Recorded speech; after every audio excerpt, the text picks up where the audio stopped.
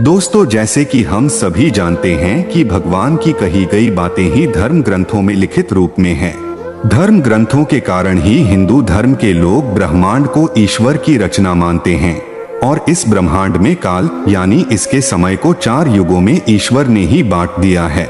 दोस्तों, ग्रंथों में 4 युगों का वर्णन किया गया है, जिसमें सबसे पहला युग सतयुग, फिर त्रेता युग, फिर द्वापर युग और फिर सबसे बाद में आता है कलयुग। यही चारों युग एक के बाद एक आते रहेंगे। इस समय जिस युग में हम रह रहे हैं उसका नाम कलयुग है। तो दोस्तों, क्या कभी आपने यह सोचा है कि कलयुग कब शुरू हुआ था या फिर इस युग का अंत कब और किसके द्वारा होगा और उसके बाद किस नए युग की शुरुआत होगी और यह कैसा होगा? तो दोस्तों, आज हम आपको इस वीडियो में बताएंगे कि कलयुग के बाद कौन से नए युग की शुरुआत होगी और युग कैसा होगा। तो दोस्तों, यह सब जानने के लिए हमारे साथ वीडियो में अंत तक बने रहिए और यदि आपने अभी हमारे इस चैनल को सब्सक्राइब नहीं किया है तो इसे बिना देरी किए सब्सक्राइब भी जरूर कर ले। तो आइए जानते हैं।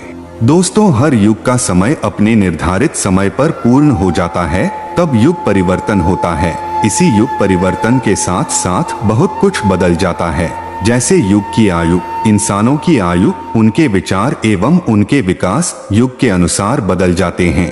दोस्तों, पुराणों के अनुसार जिस युग में सबसे ज्यादा पाप होंगे वह युग सबसे छोटा होगा। जैसे कि सतयुग में सबसे कम पाप थे, इसलिए सतयुग की आयु सबसे ज्यादा वर्ष की थी। फिर उसके बाद त्रेता युग, फिर द्वापर युग की आयु ज्यादा वर्षों तक रही और अब जो चल रहा है यानी कलयुग, इसकी आयु सबसे कम वर्ष की है। दोस्तों, देखा जाए तो सतयुग से कलयुग तक के लोगों की आयु छोटी होती रही है। इसका कारण यह है कि भगवान बताना चाहते हैं जो जितना पापी होगा उसकी उम्र उतनी ही कम होगी। वर्तमान अर्थात कलयुग में देखा जाए तो आए दिन भाई भाई में, बाप बेटे में स्वार्थ की पूर्ति के लिए लड़ाइयाँ हो रही है। लोगों की काम वासना इतनी बढ़ गई है कि आए दिन स्त्रियों का हरण हो रहा है और उन्हें अपमानित किया जा रहा है। इसीलिए अत्याचारों से भरा हुआ यह कलयुग अगर ज्यादा अधिक दिनों का होगा तो पापों के कारण से सृष्टि में प्रलय आ सकता है। यही कारण है कि भगवान ने कलयुग को सबसे कम समय दिया है। वहीं बात करें त्रेता युग की, तो इस युग में रावण ने माता सीता का हरण किया, लेकिन उनकी सहमति के बिना ही उन्हें अपनाना गलत समझा। वहीं इस युग में देखे तो छोटा भाई बड़े भाई का आज्ञाकारी था और बड़ा भाई ने अपने स्वार्थ के लिए अपने छोटे भाइयों को कभी कोई धोखा नहीं दिया। इसका उदाहरण है राम, लक्ष्मण, भरत और शत्रुघ्न, चारों भाई। इसी के जब हम त्रेता युग की ओर बढ़ते हैं तो हमें पाप बढ़ता हुआ दिखाई देता है, जहां पर अपनी ही भाभी को बीच सभा में वस्त्र विहीन करने की कोशिश की जाती है, जिसका उदाहरण है दुर्योधन के भाई दुशासन के द्वारा द्रौपदी का चीरहरण करना। इस युग में अपनी शक्ति के बलबूते पर पुरुष स्त्री को अपनी हवस का शिकार बनाना चाहता है। इसका उदाहरण है जयद्रथ द्वारा द्रौपदी हरण और दुर्योधन द्वारा भीलों की कन्या का हरण करने की घटना है। वहीं सतयुग के अनुसार त्रेता युग में भाई अपने स्वार्थ की पूर्ति के लिए पूरे परिवार को युद्ध की आग में झोंक देता है। फिर यहाँ से कलयुग का आरंभ होता है।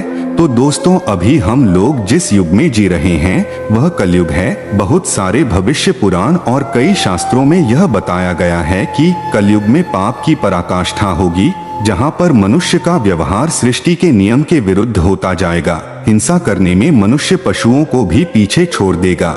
पशु तो सिर्फ अपनी भूख मिटाने के लिए दूसरे पशु को मारते हैं, लेकिन इस युग में मनुष्य कारण ही दूसरे मनुष्य को मारेगा। और यह भी कहा गया है कि सच्चे संत भिखारी कहलाएंगे और अपमानित किए जाएंगे। इसी के साथ कथावाचक और झूठे संत ऊंचे आसन पर विराजमान होकर ऐसो आराम की जिंदगी जिएंगे। तुलसीदास जी ने भी कलयुग के इसी रूप का वर्णन किया है। दोस्तों, कलयुग यानी एक ऐसा युग है जिसमें मनुष्य जाति का मन असंतोष से भरा है।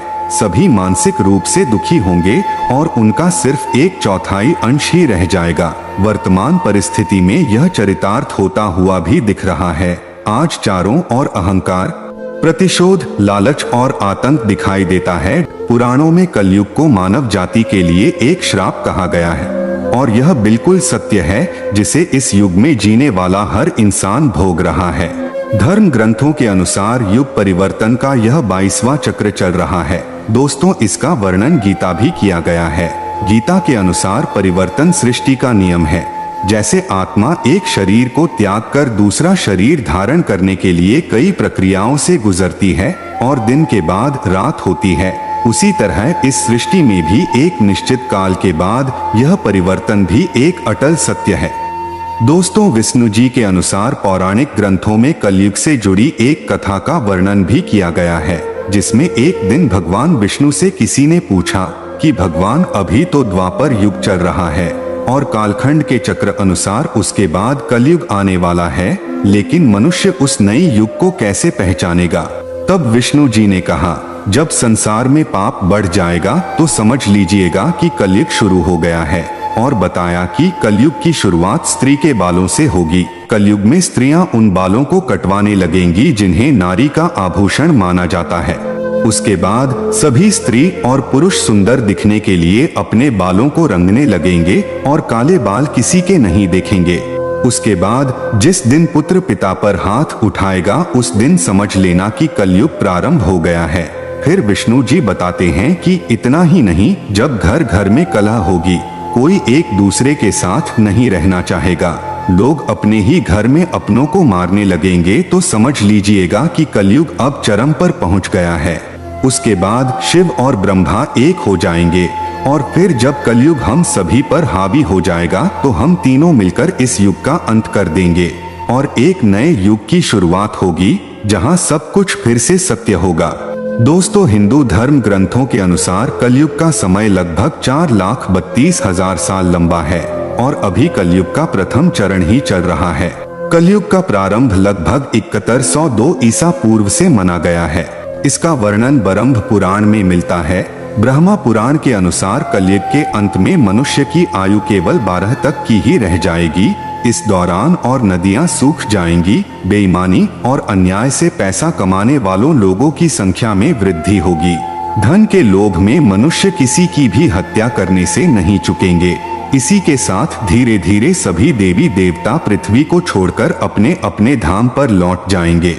मनुष्य पूजाएं युग सतयुग की रचना होगी, जिसकी रचना के लिए और कलयुग के प्रभाव को समाप्त करने के लिए इस धरती पर 12 वर्षों तक लगातार घनी और मूसलाधार बारिश होगी, जिससे पूरी पृथ्वी जलमग्न हो जाएगी।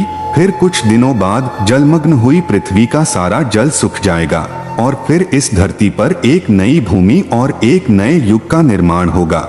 दोस्तों, युग परिवर्तन के 22वें चक्र को पूरा करने के बाद संसार 23वें चक्र में प्रवेश करेगा, जहां पर धर्म एक बार फिर पृथ्वी पर हावी होगा। मनुष्य भौतिक सुखों की अपेक्षा एक ही शिक्षा पर अधिक बल देगा। इंसानों के बीच एक दूसरे के लिए नफरत की कोई जगह नहीं होगी। एक बार फिर से चारों तरफ से प्यार ही प्यार होगा।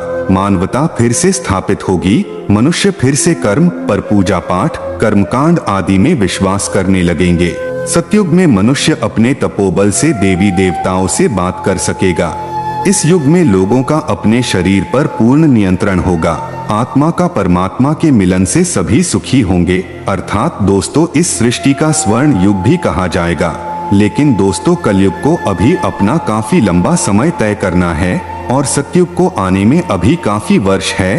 तो दोस्तों, क्यों ना हम लोग कलयुग में ही अपने धर्म और कर्म का पालन करें और सतयुग की तरह जीने का प्रयास करें, क्योंकि ग्रंथों में भी इस बात का उल्लेख मिलता है कि कलयुग में भी जो लोग धर्म और कर्म पर विश्वास करेंगे उन्हें सतयुग की तरह ही सुख की प्राप्ति होगी।